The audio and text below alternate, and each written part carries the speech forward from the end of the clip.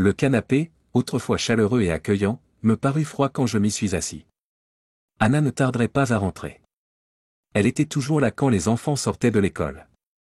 J'ai tiré les rideaux, car la lumière du soleil qui inondait le salon me paraissait aujourd'hui insupportable. L'obscurité était à la fois menaçante et réconfortante. Je n'étais pas impatient de la confronter. Je n'étais préparé ni moralement, ni émotionnellement. Ce que je redoutais le plus, c'était ma propre colère. Enfant, j'avais tendance à avoir des accès de rage. En tant qu'adulte, j'étais devenu plus incertain, mais quoi qu'il en soit, il fallait que ça se passe vite. Le bus scolaire arriverait dans environ 1 heure, et les enfants ne devaient rien savoir. Je ferais tout ce qui était en mon pouvoir pour m'assurer qu'ils ne le découvrent pas. 10 ans de mariage réduit à néant. 10 ans de ma vie gâchée. 10 ans de projets et de rêves envolés. Je n'avais plus d'avenir sur lequel fonder mes espoirs. Une personne raisonnable réfléchirait peut-être à ce qu'elle doit dire ou comment aborder la conversation. Mais chaque fois que j'essayais d'échafauder une remarque spirituelle, rien ne me venait. Ça revenait toujours à la même question, pourquoi moi? Je m'apitoyais sur mon sort et déplorais ce que mes enfants allaient peut-être devoir endurer. C'était inacceptable. Je n'avais aucun plan d'action. J'étais assis là, à attendre bêtement que la situation se dénoue. Je n'étais pas prêt. J'étais en train de finir ma bière tiède quand elle a ouvert la porte. « Peter, qu'est-ce que tu fais assis dans le noir ?» demanda-t-elle en se dirigeant vers la fenêtre pour ouvrir les rideaux. « Non, laisse-les fermer, s'il te plaît. » La situation était inhabituelle. Je n'étais jamais à la maison en pleine journée. J'étais toujours au travail. C'était peut-être une partie du problème. Elle avait l'air pensif en posant son sac et sa veste. « Tu es malade ? » ? « Non. Je suis juste déprimé. » »« Déçu. » »« Tu veux en parler ? Est-ce que je peux faire quelque chose ? » ?»« Il n'y a rien que tu puisses faire, mais j'aimerais en parler. Je ne sais juste pas comment ni par où commencer. Tout va bien au travail ? Arrête. S'il te plaît, arrête. Assieds-toi et écoute. Je vais essayer de dire ce que j'ai à dire. Tu n'as rien à dire. En fait, je préférerais que tu ne dises rien. Anna s'est assise et a fixé ses mains. Je l'ai entendu murmurer doucement entre ses dents, « Mon Dieu. Je suis au courant pour toi et Andreas Müller, dis-je. » Elle leva lentement les yeux vers moi. Même dans la pièce faiblement éclairée, je pouvais voir l'humidité dans ses yeux, pas tout à fait des larmes, mais presque. Elle a voulu dire quelque chose, mais j'ai levé la main. Je ne savais pas quoi faire. Je n'avais pas de plan. Par frustration, j'ai balancé la bouteille de bière vide à travers la pièce et je me suis dirigé vers la porte d'entrée. Elle s'est levée, mais n'a rien fait pour m'arrêter. Je n'avais aucune idée d'où aller ni de quoi faire. De telles questions m'étaient étrangères. La priorité, c'était les enfants. Anna et moi avions tous les deux grandi dans des familles dysfonctionnelles. J'avais juré que, quoi qu'il arrive, mes enfants ne vivraient jamais la même chose. Cela signifiait qu'un divorce n'était pas envisageable. Cela signifiait aussi que je ne pouvais pas les abandonner. J'étais dans de beaux draps. Mon premier arrêt fut chez Müller & Schmidt GmbH. Il y avait suffisamment de jours de congé prévus, et je n'ai eu aucun mal à obtenir une semaine de libre. J'avais une petite équipe de collaborateurs, mais ils étaient compétents et pouvaient assumer mes responsabilités pendant mon absence. J'avais commencé dans l'entreprise il y a 12 ans, en tant qu'apprenti dessinateur, et maintenant je dirigeais tout le service de conception graphique et supervisais une petite équipe de soutien. J'avais travaillé dur et j'avais été récompensé pour mes efforts. On dirait que nos vacances d'été au bord de la mer Baltique allaient devoir être annulées. Peu après avoir commencé à travailler dans l'entreprise, j'ai rencontré Anna. Je suis toujours un peu confus quant à la façon dont nous nous sommes rencontrés. C'était une sorte de fête chez l'un des ingénieurs. J'étais là, et tout à coup, elle était là, près de moi. Ce n'était pas comme si je l'avais draguée ou quoi que ce soit. Elle a commencé à bavarder, ce qui était inhabituel, car les filles m'évitaient généralement. Je n'étais pas un garçon idéal. J'étais trop mince, trop grand et un peu maladroit. Anna avait 1 an d'avance sur moi à l'école et traînait avec les jeunes branchés. En fait, je me souvenais qu'elle passait beaucoup de temps avec l'un des garçons qui essayait de ressembler à James Dean. Il s'appelait Andreas. De fil en aiguille, et en moins d'1 an, nous étions mariés et nous attendions un bébé. À l'époque, tout semblait normal et clair. J'étais heureux, et elle semblait l'être aussi. Anna était une fille ordinaire, à tous points de vue. Elle ne se distinguait pas dans la foule et n'attirait pas l'attention. Pourtant, à mes yeux, elle était la perfection même. 1 an après la naissance de notre fils Thomas, nous avons eu une fille, Lisa. Pendant 10 ans, tout a été merveilleux. Généralement, les gens dépensent beaucoup d'argent au restaurant pour fêter quelque chose. J'ai gaspillé une somme indécente dans mon bar à sushi préféré pour noyer mon chagrin. Le menu n'avait rien d'exceptionnel et j'ai goûté toutes les spécialités que j'avais toujours refusées à cause de leur prix. 2 heures plus tard, je me suis retrouvé dans une chambre d'hôtel, en train de me séparer de mon coûteux festin. Il aurait mieux valu le garder à l'intérieur que de le vomir. Je n'ai jamais été doué pour ces soirées d'apitoiement sur soi. Il me fallait un plan. J'avais besoin d'aide. J'avais une semaine entière pour élaborer quelque chose. Je suis sorti de la chambre d'hôtel et me suis retrouvé à la gare centrale de Francfort. Bien que mon esprit soit embrumé, j'ai décidé d'aller prendre un café dans un café. Le soleil était déjà en train de se coucher et les lumières de la ville commençaient à briller. Au café, j'ai observé les gens qui passaient. Des couples se tenant la main, des familles avec des enfants, des hommes d'affaires se dirigeant quelque part en toute hâte. Je me demandais combien d'entre eux se trouvaient dans des situations similaires à la mienne. Combien d'entre eux portaient des secrets susceptibles de détruire leur vie? Mon téléphone a sonné. C'était Anna. J'ai laissé sonner. Je n'étais pas encore prêt à lui parler. J'avais besoin de plus de temps. J'avais besoin de plus d'informations. Il ne servait à rien de consulter les justificatifs d'assurance ou les relevés de carte de crédit. Rien ne devait changer. Notre style de vie devait rester le même. Je savais qu'Anna devrait fournir une explication, mais je ne voulais rien entendre. Si elle avait tout avoué et que j'avais été contraint de l'accepter, j'aurais été officiellement transformé en idiot. Je n'arrivais pas à trouver comment éviter cela. Elle ne pouvait pas le nier ou ne le ferait pas. Ce n'était pas dans son caractère. J'ignorais la profondeur de cette relation. Je ne savais pas depuis combien de temps cela durait ni à quel point c'était sérieux. Comptait-elle me quitter? Trop de questions restaient sans réponse. Finalement, j'ai retrouvé d'anciens camarades de classe qui étaient au courant de la relation entre Andreas et Anna. Curieusement, il semblait qu'ils ne s'étaient jamais vraiment séparés. Aux yeux de tous, ils avaient toujours été un couple. Certains d'entre eux savaient que j'avais épousé Anna, mais c'était tout. Andreas Müller était un beau garçon et très charismatique, tout le contraire de moi. Il n'avait pas beaucoup d'ambition, ni à l'école ni dans sa carrière. Il avait à peine terminé le collège et travaillait depuis 10 ans chez le fabricant local de pneus Continental. Il n'était pas cadre, mais simple technicien de pneus. Il n'y a rien de mal à être technicien de pneus, mais, à un moment donné, la plupart des gens sont promus pour diriger l'atelier. Andreas était toujours au niveau d'entrée et cela semblait lui convenir. J'étais stupéfait. Qu'avait-il donc de si attrayant? J'avais travaillé sans relâche pour subvenir aux besoins de ma famille, et j'étais récompensé par la trahison. Je pensais que d'autres femmes apprécieraient mes efforts, mais aucune d'entre elles ne m'a jamais manifesté d'intérêt. J'étais avec Anna parce qu'elle le voulait, mais pourquoi, alors? J'ai passé toute la journée à parler à d'anciens amis, des connaissances et des camarades de classe. Après avoir recoupé toutes les informations, j'avais une image assez claire. Aux yeux de tous, Anna et Andreas n'avaient jamais eu de rupture. Ils avaient toujours été un couple, et beaucoup supposaient qu'ils l'étaient toujours. Je ne lui avais jamais posé de questions sur sa relation avec lui.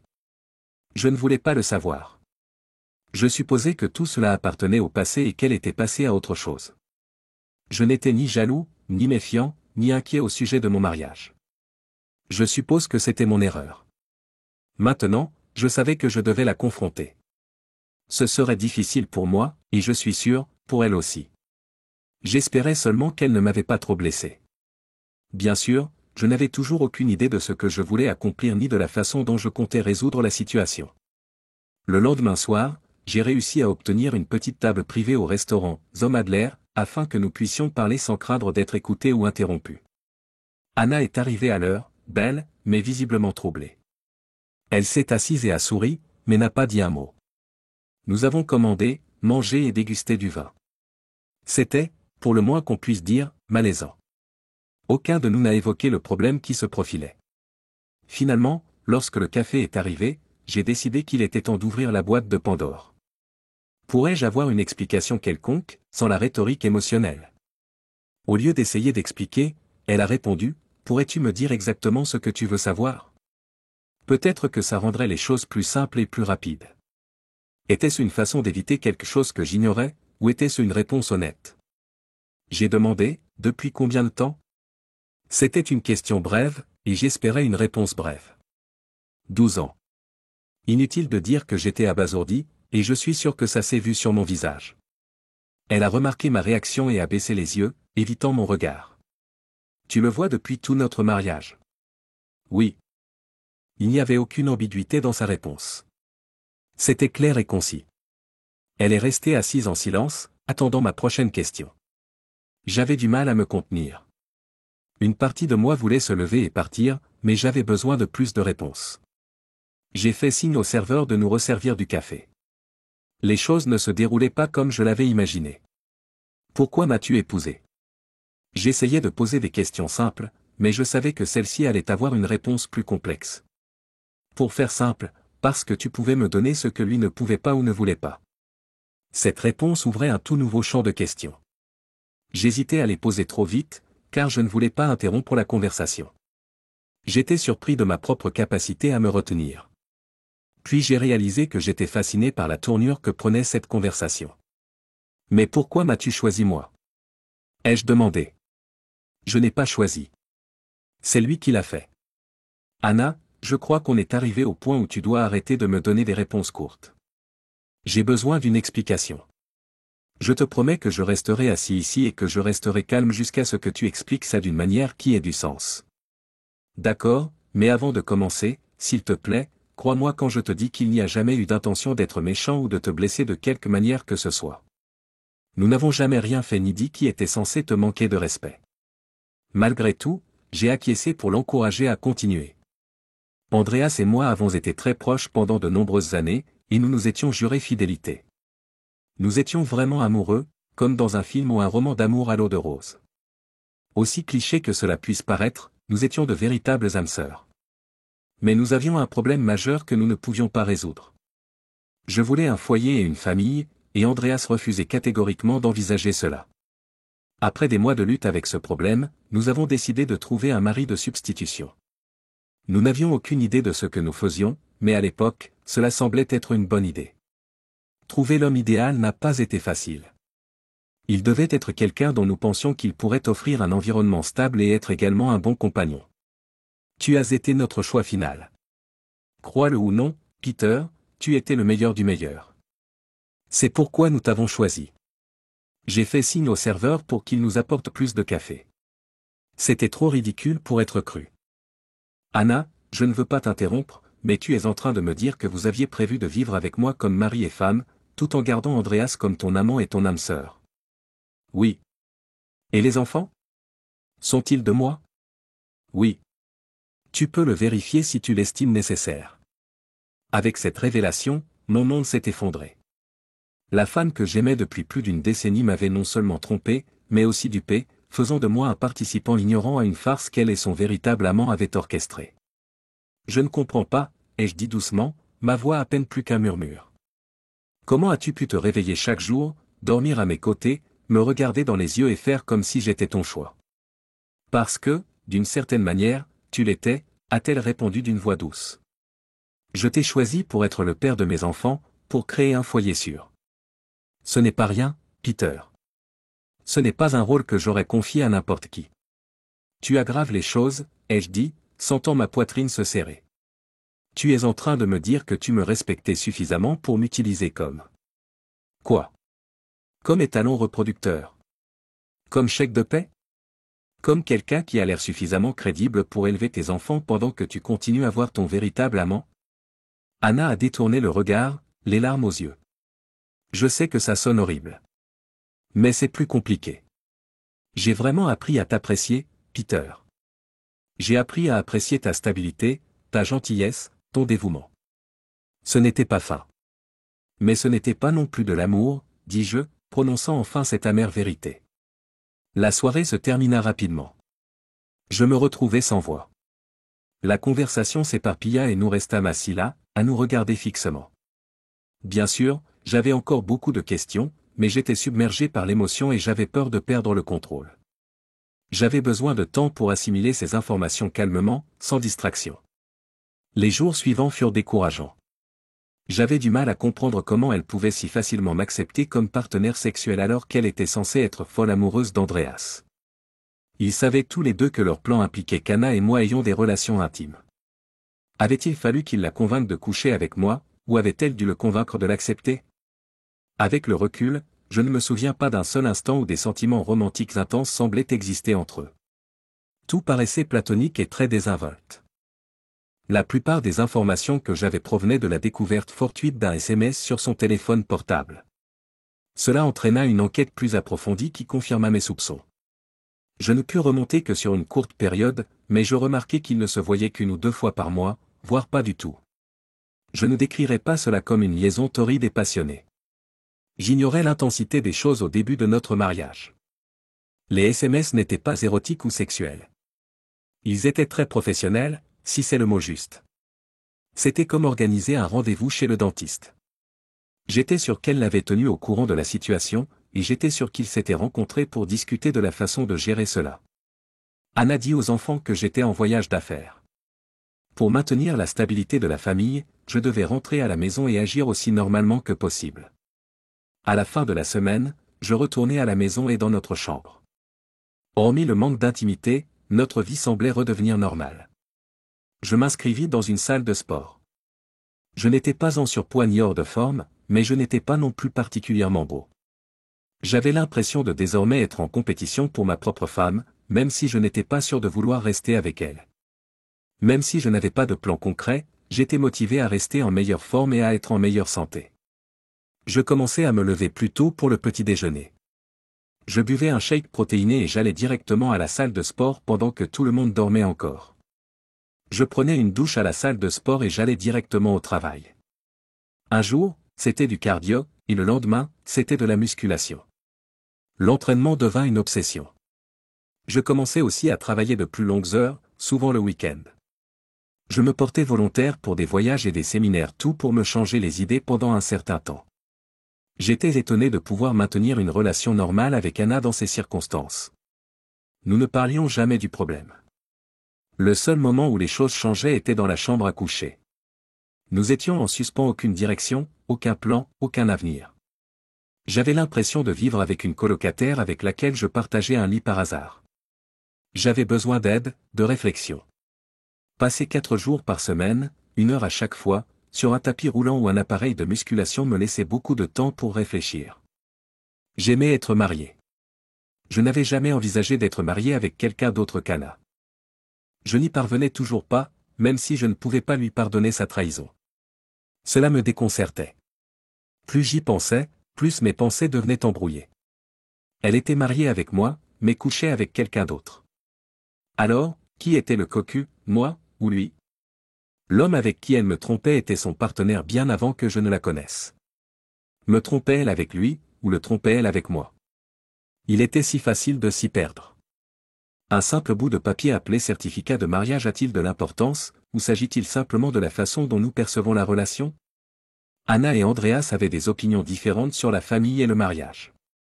D'une manière ou d'une autre, sans m'en rendre compte, j'ai été entraîné dans cette situation et j'ai été utilisé pour résoudre leur conflit. Le prix qu'Andreas devait payer pour le bonheur d'Anna était de me permettre de la posséder sexuellement. Compte tenu de leur proximité, cette décision a dû être difficile à accepter pour lui. Néanmoins, j'étais utilisé, et cela ne me plaisait pas. Pourtant, j'avais l'impression de tirer davantage profit de ce marché. Pendant environ 2 semaines, je me suis débattu avec mon propre dilemme mental. Puis, j'ai décidé que, comme je n'allais ni divorcer d'Anna, ni la quitter, je continuerai à avoir des relations intimes avec elle. Je ferai de mon mieux pour ne pas sombrer dans l'amertume. Avant d'entamer cette nouvelle phase de mon mariage, j'ai aussi décidé qu'il était temps d'établir quelques règles de base. Le jour même, j'ai réservé une table pour dîner. La soirée a commencé lentement. Comme la dernière fois, Anna semblait hésiter à engager la conversation. Je voulais tout mettre sur la table, mais je n'arrivais pas à me lancer. Le serveur a brisé le silence. Puis-je vous proposer autre chose? Il n'y avait rien de dramatique, mais cela a aidé à nous faire parler. Juste un peu plus de café, s'il vous plaît, dis-je. Je pense qu'on devrait arriver à la fin. On dirait qu'ils sont impatients de fermer. Je me suis tourné vers Anna. J'aimerais que les choses redeviennent normales, si possible, compte tenu des circonstances. Il y a quelques points sur lesquels je pense que nous devons nous entendre. Ce n'est rien de compliqué, et si ce que je vais proposer ne te convient pas, je suis ouvert à une contre-proposition. Elle m'a fait un signe de tête pour que je continue, esquissant un léger sourire. Premièrement, si tu n'y vois pas d'inconvénient, j'aimerais bien refaire l'amour avec toi. Dormir ensemble, c'est bien, mais l'intimité me manque vraiment. J'aurai peut-être quelques difficultés au début, mais j'espère que nous allons surmonter ça, et que les choses redeviendront normales. Est-ce que tu as des objections? Anna a hoché la tête et murmuré un « d'accord » avec ses lèvres. Deuxièmement, j'aimerais que l'on continue à vivre ensemble comme mari et femme jusqu'à ce que les enfants soient grands. Dès qu'il n'y aura plus d'enfants à la maison, nous divorcerons tranquillement et prendrons des chemins séparés. On s'attend à ce que Lisa aille à l'université ou se marie dans environ 10 ans. Peux-tu tenir jusque-là? Il y eut une brève pause, comme si elle était plongée dans ses pensées. Peter, tu veux dire que si les choses se passent bien, nous resterons ensemble jusqu'à ce qu'il n'y ait plus d'enfants à la maison, et ensuite nous serons libres de prendre des chemins séparés? Non. Nous prendrons des chemins séparés. Ce n'est pas négociable. Mais si. Elle n'a jamais terminé sa phrase.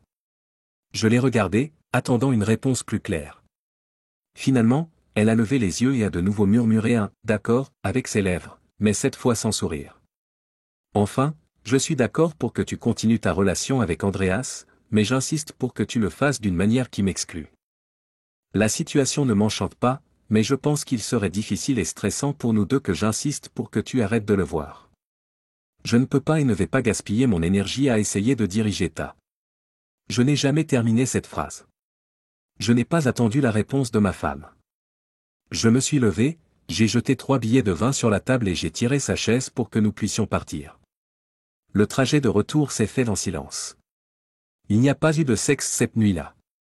Les conditions que j'avais énoncées n'ont plus jamais été ouvertement discutées. Il semblait qu'elles avaient été automatiquement acceptées dès que je les avais présentées. Nous avons recommencé à faire l'amour. Au début, ce n'était pas terrible, mais lentement, nous nous sommes réhabitués l'un à l'autre, et les choses se sont améliorées. La vie de famille est revenue à la normale. Au fur et à mesure que le sexe s'améliorait, il devenait aussi un peu plus brutal. Je ne le faisais pas exprès, mais je crois que je me sentais en compétition, alors je faisais plus d'efforts. Je suis devenu plus exigeant sur le type de sexe et la fréquence à laquelle il avait lieu. Anna ne refusait jamais et ne se plaignait jamais. Avec le temps, la nouveauté a disparu, et je me suis retrouvé dans une étrange routine. C'était comme si je m'étais résigné à la situation, même si je ne le voulais pas vraiment. Les jours passaient, et peu à peu, je suis devenu plus indifférent à toute la situation. Je continuais à faire de l'exercice quotidiennement, à travailler de longues heures et à essayer de m'améliorer, mais l'élan initial de rivaliser avec Andreas s'était estompé. J'ai remarqué qu'Anna avait souvent l'air soucieuse quand elle pensait que je ne la regardais pas. Elle regardait parfois longuement son téléphone avant de répondre, ce qu'elle ne faisait jamais auparavant. Je l'ai ignoré. Cela faisait partie de notre accord tacite. Ma colère et ma douleur s'étaient transformées en une sorte d'acceptation morne. Les enfants grandissaient plus vite que prévu. Thomas était maintenant un adolescent et montrait des premiers signes de rébellion. Lisa était silencieuse et attentive, comme si elle absorbait tout. Je me demandais parfois s'il se doutait de quelque chose. Les enfants sont plus intuitifs qu'on ne le pense. Un mardi soir pluvieux, alors que je rentrais du travail plus tard que d'habitude, j'ai trouvé la maison plongée dans l'obscurité. Pas de lumière, pas de bruit. Il était à peine 8 heures, mais j'avais l'impression qu'il n'y avait personne à la maison. J'ai appelé Anna, puis les enfants. Pas de réponse. Dans le salon, une enveloppe était posée sur la table basse. Mon nom y était inscrit de la belle écriture d'Anna. Je l'ai ouverte d'une main tremblante, sans savoir exactement pourquoi j'étais nerveux. Peter, commençait la lettre, je dois t'avouer quelque chose que je te cache depuis des mois. Andreas est malade. Très malade. Il a un cancer à un stade avancé et les médecins ne lui donnent plus beaucoup de temps. J'ai emmené les enfants chez ma mère pour pouvoir être à ses côtés à l'hôpital. Je sais que notre accord te donne le droit d'être en colère, mais j'espère que tu comprendras que je dois être auprès de lui en ce moment. Je reviendrai demain pour tout expliquer. J'ai laissé tomber la lettre et me suis laissé tomber lourdement sur le canapé. Andreas était malade. Mortellement malade. Je ne savais pas ce que je devais ressentir. Soulagement? Culpabilité? Pitié? Tout se mélangeait en un nœud désagréable dans mon estomac. Cette nuit-là, j'ai à peine dormi. Je me suis retourné dans tous les sens, pensant à ce qui se passerait si Andreas mourait. Anna pourrait-elle enfin oublier le passé? Aurions-nous une vraie chance? Voulais-je encore avoir une chance avec elle? Le lendemain, Anna est rentrée tard dans l'après-midi. Elle avait l'air épuisée, avec des cernes sous les yeux et le teint pâle. J'avais préparé du café et attendais à la table de la cuisine. « Comment va-t-il » ai-je demandé, surpris par la sincérité de ma voix. « Pas bien » répondit-elle en s'asseyant en face de moi. « Les médecins disent qu'il lui reste peut-être un mois. » J'ai hoché la tête lentement et lui ai tendu une tasse de café. Elle l'a accepté avec reconnaissance. « Peter, il y a autre chose que je dois te dire. » Je l'ai regardé en attendant. Qu'est-ce qui pourrait encore arriver après tout ça? Andreas et moi. Elle hésita, cherchant ses mots. Ce n'est pas ce que tu crois. Plus maintenant. Qu'est-ce que tu veux dire? Nous n'avons pas eu de relation intime depuis près de 2 ans. On se voit juste pour parler. Il est devenu comme un frère pour moi. Je la fixais, incrédule. Mais vous étiez. Oui, au début. Mais avec le temps, les choses ont changé. J'ai commencé à vraiment t'aimer, Peter. Pas comme l'homme que nous avions choisi, mais comme mon mari. Comme l'homme avec qui je voulais passer ma vie. Pourquoi tu ne me l'as pas dit, ai-je demandé, ma voix à peine plus qu'un murmure. Parce que j'avais honte. Parce que je savais que tu ne me croirais jamais. Parce que j'avais peur que si tu connaissais la vérité que je t'aimais vraiment tu me quittes quand même à cause de ce que j'avais fait. Je suis resté silencieux pendant un long moment. La pendule au mur tic-tac bruyamment dans le silence. Je ne sais pas si je peux te croire, ai-je fini par dire. Je sais, répondit-elle doucement. Mais c'est la vérité. 2 semaines plus tard, je me tenais devant la chambre d'Andreas à l'hôpital. Anna m'avait demandé de l'accompagner et, après une longue hésitation, j'avais accepté. Je ne savais pas quoi dire ou faire, mais quelque chose en moi voulait rencontrer l'homme qui avait si longtemps été une ombre dans mon mariage. Il était allongé dans un lit d'hôpital blanc, sa silhouette autrefois forte maintenant creuse et faible. Quand il m'a vu, il a essayé de sourire. « Peter » dit-il d'une voix rauque. « Je ne pensais pas que tu viendrais. » Anna se tenait entre nous, ne sachant pas quoi faire. Finalement, elle décida de quitter la pièce et de nous laisser seuls. Quand la porte s'est refermée, je me suis approché de son lit. « Tu as bonne mine, dit-il. Meilleure que la fois où nous t'avons choisi. » J'ai ignoré la piqûre causée par ces mots. « Andreas, je ne suis pas ici pour discuter du passé. » Non, bien sûr que non, il toussa légèrement. « Tu es ici parce que tu es une personne décente. Meilleure que je ne l'ai jamais été. » Nous sommes restés silencieux pendant un moment, le seul bruit étant le bip discret des machines qui surveillaient ses fonctions vitales. « Elle t'aime, tu sais, dit-il finalement. Elle t'aime depuis longtemps. Elle me l'a dit. Et tu ne la crois pas, ce n'était pas une question. J'ai haussé les épaules. Est-ce que tu la croirais, toi? Il a ri, ce qui s'est transformé en une autre crise de tout. Probablement pas. Mais c'est vrai. Je l'ai vu. La façon dont elle parle de toi, la façon dont ses yeux brillent.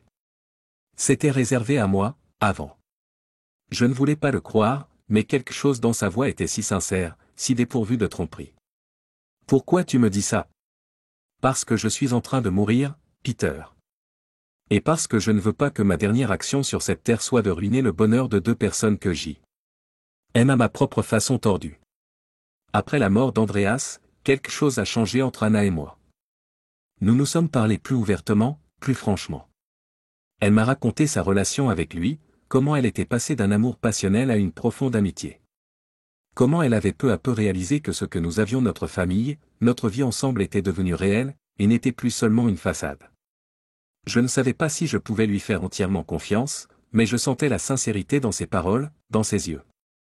6 mois plus tard, nous étions de nouveau assis dans notre salon, cette fois sans rideau pour empêcher la lumière du soleil d'entrer. Les enfants étaient chez des amis, et nous avions la maison rien que pour nous. J'ai réfléchi à notre accord, dis-je. À ce qui doit se passer quand les enfants seront partis. Anna me regarda, les yeux prudemment pleins d'espoir.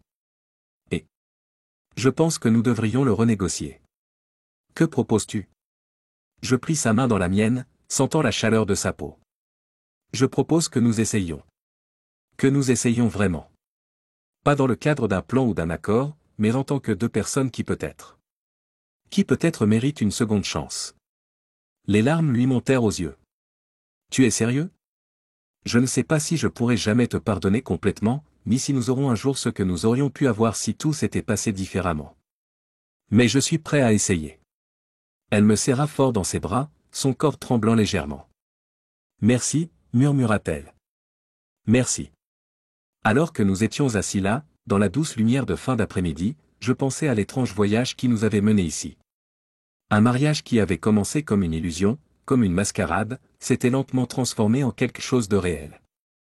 Pas parfait, pas intact, mais réel.